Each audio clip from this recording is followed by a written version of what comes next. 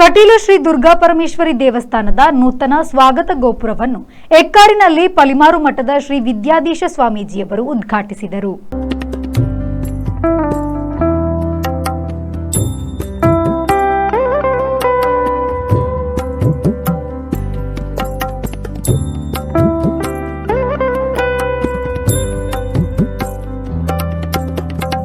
ದಕ್ಷಿಣ ಕನ್ನಡ ಜಿಲ್ಲೆ ಪ್ರೇಕ್ಷಣೀಯ ಸ್ಥಳಗಳಲ್ಲಿ ಒಂದು. ನಂದಿನಿ ನದಿಯ ದಂಡೆಯ ಮೇಲಿರುವ ಕಟೀಲು ಶ್ರೀ ದುರ್ಗಾ ಪರಮೇಶ್ವರಿ ದೇವಸ್ಥಾನ ಜಿಲ್ಲೆಯ ಪ್ರಮುಖ ದೇವಸ್ಥಾನಗಳಲ್ಲಿ ಒಂದು. ಈ ದೇವಸ್ಥಾನದ ಪ್ರಮುಖ ಸ್ವಾಗತ ಗೋಪುರವನ್ನು ನಿರ್ಮಿಸಿದ್ದು, ಇದರ ಉದ್ಘಾಟನಾ ಕಾರ್ಯಕ್ರಮವೂ ನಡೆಯಿತು.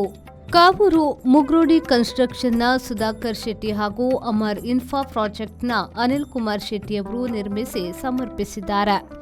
ಈ ಸಂದರ್ಭದಲ್ಲಿ ಕೊಂಡೆಬೂರು ನಿತ್ಯಾನಂದ ಯೋಗಾಶ್ರಮದ ಶ್ರೀ ಯೋಗಾನಂದ ಸರಸ್ವತಿ ಸ್ವಾಮೀಜಿ, ಎಕ್ಕಾರು ಶ್ರೀ ಗೋಪಾಲಕೃಷ್ಣ ಮಠದ ವೇದಮೂರ್ತಿ ಹರಿದಾಸ ಉಡುಪ, ಎಕ್ಕಾರು ಶ್ರೀ ಕೊಡಮಣಿತಾಯ ದೇವಸ್ಥಾನದ ಆಡಳಿತ ಮುಕ್ತೇಸರ ನಿತಿನ್ ಹೆಗ್ಡೆ ಕಾವರಮನೆ, ಕಟೀಲು ದೇವಳದ ಆನುವಂಶಿಕ ಅರ್ಚಕ ಹಾಗೂ ಮುಕ್ತೇಸರ ವಾಸುದೇವ ಶರಣ, ದೇವಳದ ಆಡಳಿತ ಸಮಿತಿ ಹಾಗೂ ಆನುವಂಶಿಕ ಮುಕ್ತೇಸರ ಸನತ್ ಕುಮಾರ್ ಶೆಟ್ಟಿ, ದೇವಳದ ಆನುವಂಶಿಕ ಅರ್ಚಕರಾದ ಲಕ್ಷ್ಮೀನಾರಾಯಣ ಅಸರಣ್ಣ, ವೆಂಕಟರಮಣ ಅಸರಣ್ಣ, ಅನಂತ ಪದ್ಮನಾಭ ಅಸರಣ್ಣ, ಶಾಸಕ ಉಮಾನಾಥ್ ಕೋಟ್ಯನ್, ಮಾಜಿ ಸಂಸದ ನಳಿನ್ ಕುಮಾರ್ ಕಟೀಲ್ ಸೇರಿದಂತೆ ಮೊದಲಾದವರು ಉಪಸ್ಥಿತರಿದ್ದರು.